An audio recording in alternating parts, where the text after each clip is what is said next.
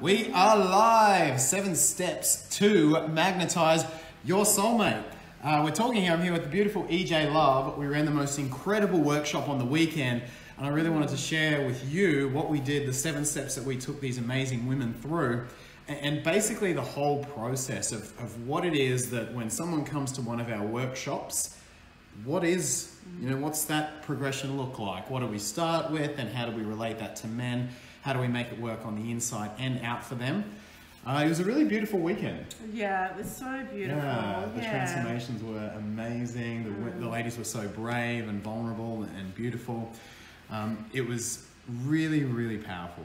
So we thought we'd come in and talk about it and share how it's done, tell you all about it. We have live on the Insta as well. We've got Moody and Renee's online, Doctor's online. If you cannot see or hear us for any reason, just make sure you let us know. If you can't see or hear, let us know. Yolanda says, hello coaches. Natalie's online, says, hi guys. Lady Lake says, hi Mark, love your advice and hair. Yeah, compliment the hair. Yeah. What about my hair? What about EJ's hair? Amina is online as well, up on the Facebook feed. Hi from Orlando is Kim. Harmonious is online. Amy says, thank you. Chat is off and rolling, so hit the like button. It'll help it get shared around. And we will do our best to get to some questions in a little bit. First though, let's talk about the first step that we took the women through. It's called energetic empowerment. And EJ, you really ran this part of the workshop. Do you want to give the YouTube audience a little bit, what's the energetic empowerment? Why is it so important? Yeah, so energetic empowerment is really about exploring a relationship with our inner masculine and our inner feminine, and how this really plays out in our relationship. So for example, a lot of women might be showing up more in their masculine and then showing up that way with men, and that might be creating a polarity that doesn't create for healthy dynamics, or you're not attracting the type of person that you want to be connected with because of the polarities that are playing out with your energies. So you might be in an immature or unhealthy aspect of your masculine or feminine, and you want to basically work with the energetics to shift those into more healthy, mature aspects, and then that's going to shift what you actually attract. Yeah, I find a lot of women when we talk about empowering their energies, they say, I want to be more feminine and less masculine. And on the surface, that seems like a good idea, but the problem is a really empowered masculine is what gives you the ability to feel safe within yourself. It's what gives you the ability to feel stable. It's really what a really great guy also brings to your life. I like to ask clients, what is it that you perceive? How will you feel when you have a great man in your life? And they say, oh, I'll feel safe, I'll feel protected, maybe I'll feel very centered, I'll feel like I'm more on my purpose. So it's really about bringing up those really healthy and empowered sides of the masculine, and not the insecure, pushy, stereotypically bro-y sides that masculine often gets linked to.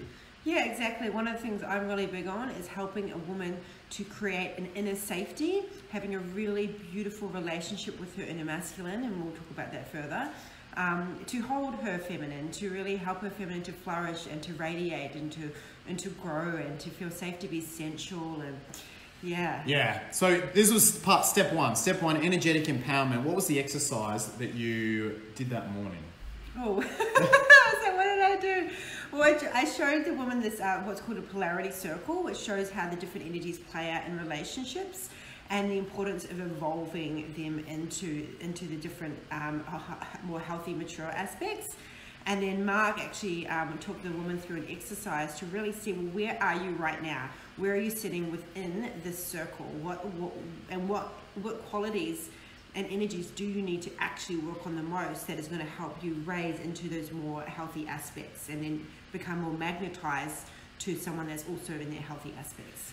This was really interesting for me because I usually do one-on-one, and I tend to do mostly one-on-one stuff. So doing it in a group format was a new, interesting, and a new learning experience for me. Really enjoyed it though, and you can see that it manages to, I can help so many people in a group format. It's really, really cool. So just having them access that empowered masculine. That is step one, is energetic empowerment. We've actually got something really cool, so stick around. I've got a cool little offer as to how you can get more of what we had, and not just this little summary today. We have, who's online? We got hello from Indonesia, is Adina. Who else? Don't be shy, say hi. Suzanne's from Naples. Kiora from New Zealand, that's where I'm from. Mexico in the house from Raina. and left again. What advice can you give me? Juani, I recommend that you head over to the Instagram at Make Him Yours, and there's a one-on-one question function on the link for something a bit deeper like that. Jackie says, hi Mark, from Canada. Nina's in the house. Let's continue. Step number 2, EJ. Healing your love wounds. And dealing with triggers. This was the second session. So to give you guys an idea, each of these sessions was about 2 to 2.5 hours. So we're going to do everything we can to get that information to you right now. Yeah, so healing your love wounds is a big thing that I teach. So it's really going into the wounds that have we have holding within us from childhood and also from past experiences that are within our mother and father, so ancestral wounds that we're carrying and that are keep playing out, and we talk about how we get re-wounded over and over. So if you have things that keep playing out, you basically keep being re-wounded until you go to the source of that wound, which is usually most often in childhood, to do with experience around your parents or around just things that have happened in childhood. So it's really going to the source and working with the body, because the emotions and the trauma is held in the body. So I really taught the woman that these are really powerful emotional release tools that help shift whatever's being held in the body out of the body. And then we both taught some work, a practice of, Mark taught understanding your triggers and the neural pathways and the brain. And my work is really around how do you manage that? When you get triggered, what do you do with your trigger? Rather than going into fight, flight, freeze, or tend and befriend, what is a way that you can manage that trigger in a healthy way to go into the actual healing of the core wound that's being triggered? Because essentially your triggers are just a sign of a wound that wants to be healed. And when you heal that wound, then you come into more self-love, and then again you become more magnetizing to the love that you're wanting to get from outside of you. So whether that's in another person or in anything in your life that you're wanting to receive, you're going to become more of a magnet because you're showing up as the love that you want. Yeah, I was having a chat with a client this morning about this, and she sort of said, oh, what's the, how do I know when my triggers are healed? Or how do I know when this stuff is behind me? And there's a really good quote, which is, when that thing comes in and no longer affects you, as in you no longer overreact, you can still intuitively react to the situation that's in front of you, but when you no longer overreact, that's how I see someone who's completely cleared that trigger. And of course, in romantic relationships, there's a lot more opportunity to do that, because you are getting, this person's like under your skin and they're kind of vulnerable with you. So because you have that vulnerability to them, there's a lot more opportunity to be triggered, and it's a lot more opportunity for growth, which is really, really cool. Exercise we took them through in that one, that we took the workshop participants through. Yeah, so I showed them, we took them through the different release tools, and each of these tools works with a different different emotion, to like grief, anger, rage is a particularly big one for women, deep rage. And I also showed them and demonstrated an aspecting practice, which is if you have something or someone that you really have energy on, or something keeps triggering you, then this is a really powerful process to clear whatever's going on and to energetically shift. So, it might be someone that you can't stop thinking about, or something from the past that keeps happening, and to be able to shift that and release and whatever's going on in the body around that is just like, this is probably the most powerful practice that I teach, like without a doubt. It's like the one thing, go and do this practice, because this will shift on a huge level. Yeah, and the women really resonated to it on the day. It was their reactions were so beautiful. Step number 3, EJ, releasing roles and patterns was the third part of the workshop. Yeah, this is really stuff that I'm really excited about. So essentially with roles, we all have these roles that from childhood we have taken on to keep ourselves safe, to keep ourselves getting love and approval. So this is things like rescuing, martyring ourselves, caretaking, people pleasing, being an overachiever, playing the victim. And there's under-functioning roles and there's over-functioning roles. And these roles, we think this is who we are, this is our personality, but it's actually a role that we've taken on that as long as I show up in this way, then I will be safe. And it actually doesn't most of the time, it is not serving. So what we really got to do was look at what are the main roles. So I got the woman to pick Like, what is the one role that you keep playing out in your relationships? The pattern that keeps going the pattern. on. Yep. Yep. And to look at, well, where is it actually, like, where is it serving me, and what is it costing? What is it costing in this life and in my life? And also looking at role mates and wound mates, because a lot of the time people will be attracting what they think is a soulmate. This person is my soulmate and I feel like that they are, but it's actually a role mate. So it might be like a rescuer and a victim, or a narcissist and an empath. Like, these are what I call role mates or wound mates that are there to trigger wounds but to play out roles, and they can feel like this intense chemistry, emotional roller coaster. This is the one. And most often it really usually is that these happy chemicals are playing out and you're playing a role with that person. When you start to release yourself from those roles, that energy will start to shift and you won't even feel the intensity anymore, and you'll realize that that person actually was a wound mate or a role mate. And as you come more into your own soul, be connected to who you are, people will fall away that are not actually your soul, like don't hold soulmate energy for you. We've got a comment here. Raina says technical difficulties, can't hear. Can you hear? Let me know if you can hear. Can you hear / see us? Can anyone else not hear on YouTube? Hello. Can you hear? Sophia's watching. Can you hear, guys? Can you hear? Not getting a lot of response. Can hear. I feel like I just learned this man is a wound mate today. Described it perfectly, says Megan. So the Insta's rolling fine. Yeah. What's with YouTube? Yeah, it's not. No, I don't think it's rolling. I wish I could go on. Yeah, the Insta's rolling all right. We might have to shut down the live feed and perhaps start that one over. I think trying to double do it is causing problems. Okay, let's keep rolling. Okay, on the Insta? Yeah, and Facebook. Okay. Yeah, while we're here. I will, Jesse says always a technical difficulty. Might end this What is with stream. YouTube and the technical difficulties? Sorry, YouTube. I will get back to you on that one. Yeah, I think maybe Facebook and YouTube don't like playing together. We will.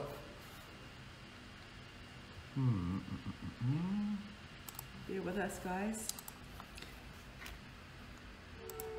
Someone said they had difficulty understanding my beautiful Australian accent on YouTube. Unless that was yours.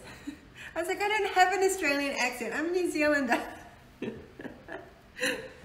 Beautiful. Shall we continue on the Insta? Yeah, let's continue. Okay. We're on Mark's Insta and my Facebook, so... Okay. We will... Yeah.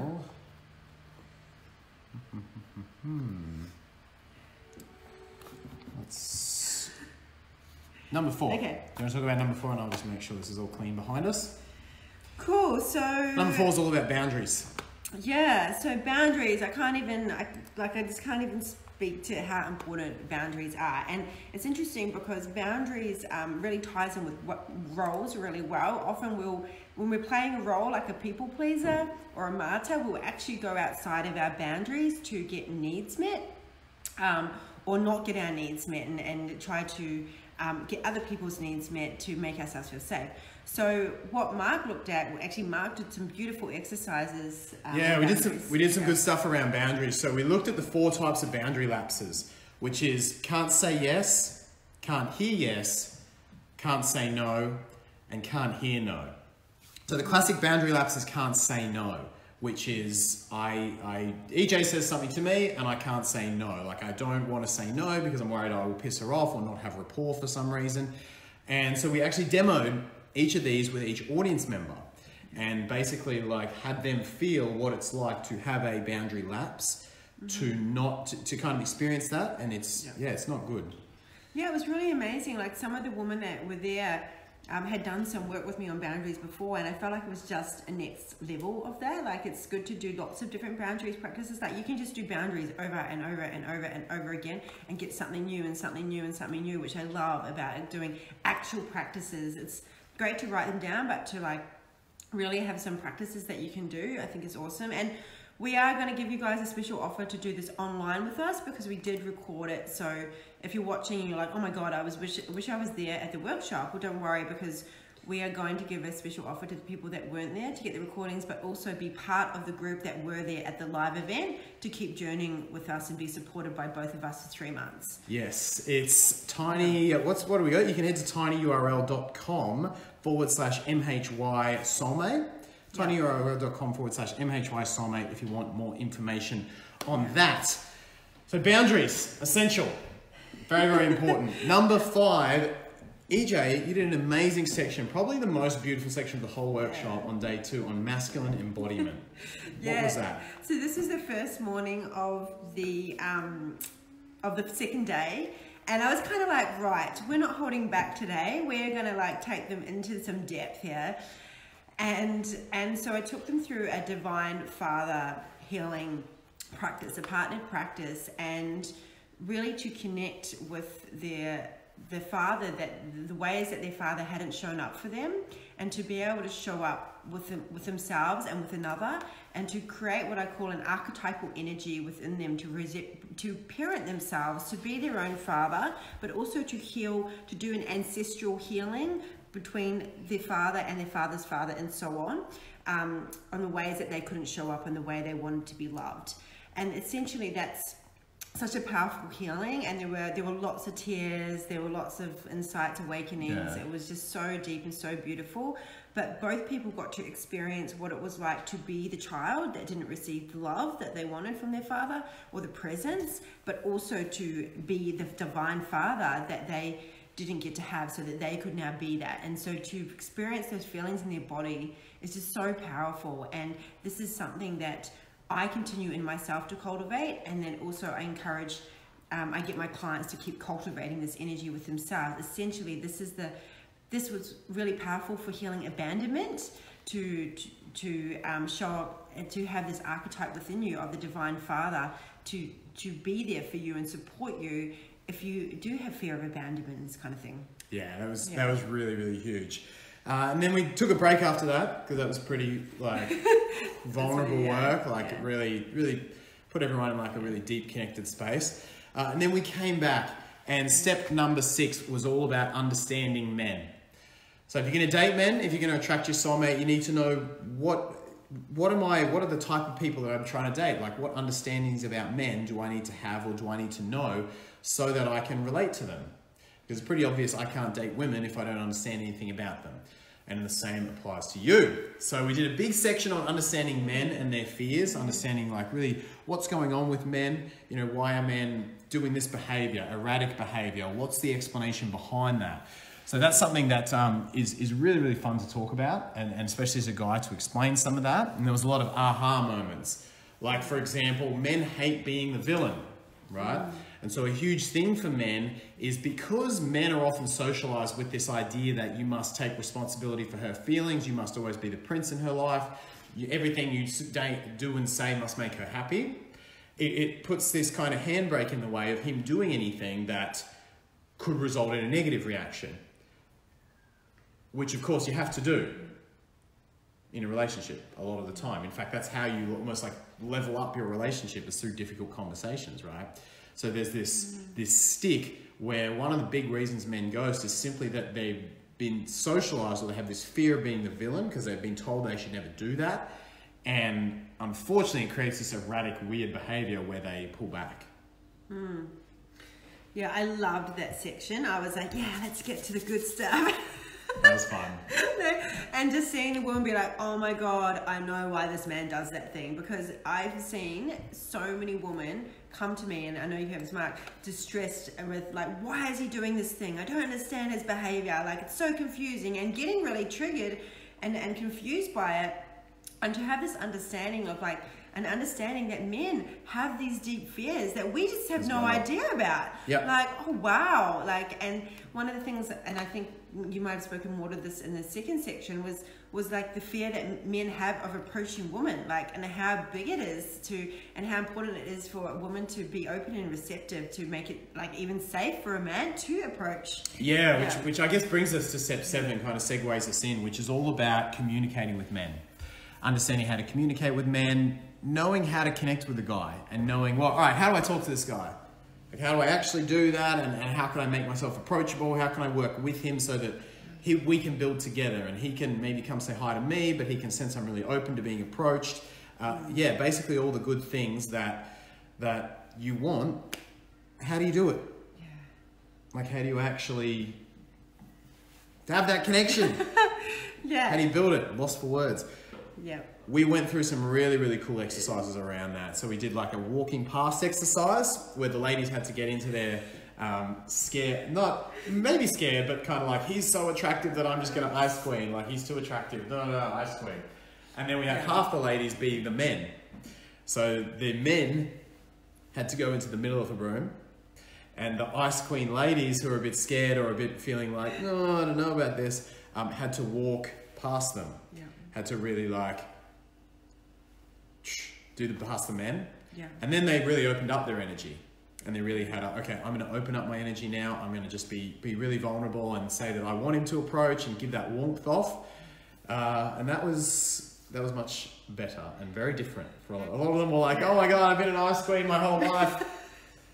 And I think I'm an ice queen. The beauty of it was the woman, when they were the man receiving the woman's energy, they got to realize what it was like for a man, and how awful it felt to be ice queened by a woman, and then how beautiful it felt to have a woman walking past with an open, receptive heart. To be accepted, yeah. To be accepted, and it was just so like beautiful to see the woman like, oh my God, I can't believe I've been ice queening this whole time. And you know, often it's come from like, I don't feel confident, and especially if this guy's hot, I'm like I'm just going to hide myself away, or I put up a wall of protection. And how it feels as a man to receive that is just like, yeah, for them to have that experience was really fun. Yeah, that was so cool. And then we finished, so that was step 7. So to go through them again, the first one we really did was around energetic empowerment, which is about helping them feel secure with themselves. The second one was around healing wounds and triggers. So if something comes up, how do you then not have that derail your confidence?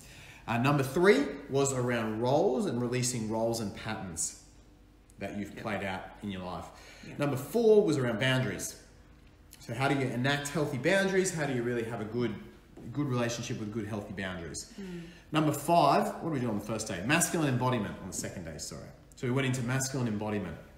Number 6 was all around understanding men, the people you're trying to date. And number 7 was around communicating with men. So really being able to communicate. And that was like over 2 full days, what we took them all through. Yeah, it's amazing. It was so beautiful. There was an action session at the end well. Yeah. Yep. So there was a really good action session on, all right, well, how do we actually enact this into action? How do we turn all these ideas, and what's the next thing you need to do? And it was very much, well, what's the next thing in the next week, next thing in the next week. Yeah. That was really, really cool. So we have lots of women going out there and being more open and receptive to men. You know, we've got other women that are like changing other areas in their lives, like changing their work, changing the things that they're focusing on, getting out and dancing and all sorts of different stuff. And, you know, what I love about the action section is that it's not to overwhelm, because I think you can go to these workshops and sometimes and have these experiences and then feel really overwhelmed of like, oh my God, I've got so much work to do. But just taking a few key core actions with the support of Mark and I to be like, okay, we're going to keep you accountable. And this is the thing, is that what we decided to do was to turn this into a whole 3-month experience, because like I don't want people to go to an event or do an online program and then feel like that they don't implement, basically. They don't implement. So what I'm about is implementation and making sure we get the results. So we designed it into a 3-month experience so that we could take the woman that did come to the event journey with 3 months, and then people that couldn't make it, because a lot of Mark's following is from all over the world, is that they could get the online recordings and join us for 3 months with being supported by both Mark and I. Yeah, it's pretty cool. And like he's the dating and the flirting and some of the inner work and understanding men, that's his thing. And then I'm like embodiment and intimacy, sexuality, self-love. Bringing us together to support like for 3 months is like next level. Yeah, it's really, really cool. So if you are on the live stream now, you can head to tinyurl/MHY Soulmate. And if you type in all caps as a coupon code Soulmate, so all capitals, right, Soulmate on there, you can actually get a really cool discount. So check that out. Yeah, and there's a payment plan as well. You don't get the discount with the payment plan, but this one's been done in US dollars for Mark's audience. So if it looks different to my price, it's because it's US dollars. So it works out a little bit different. Yep. And then you'll see on there what the 3 months includes. So obviously it's all the recordings, and then it's a month with me going into masculine embodiment, intimacy, tantric practices, and then a month with Mark and I also going into more flirting, dating, understanding men kind of stuff as well, plus a few bonuses for the first 10 people that join us. Yes, it's very, very cool. So make sure you have a look at that. I guess, what were your overall thoughts on the weekend and transformation? Like the thing I really want to say is fun and play, which for me, as and I spoke to this on the weekend, as an overachieving woman, that's my medicine, is fun and play. And this is what I love about working with you, is you bring those elements through, because I think healing can sometimes be really heavy, and it's like actually there's so much healing in the fun and the play that can happen. And I've been experiencing that of like just learning how to chat and flirt and play, and it really is, there's so much medicine in that. So for me, I got a lot of fun. Like, I loved your content, like the fun and play piece. That's what I That was loved. cool. Yeah. That was very cool. Let's have a look at some of the comments. Ali says, "Oh, is that going to fall on me?" Ali says, "My question is, after doing all the work, where do we find like-minded souls to connect with?" So, like, this is the thing, is that communities. So this is why Mark and I, in the 3 months, created this as a community, like, so that the women could all come together. Obviously, it's not for like community for men, but I definitely know that once you do like go to these kind of things, you create the community by doing this with other people. So rather than doing it, just on your own, that's where you find it, with the people who are also doing the work.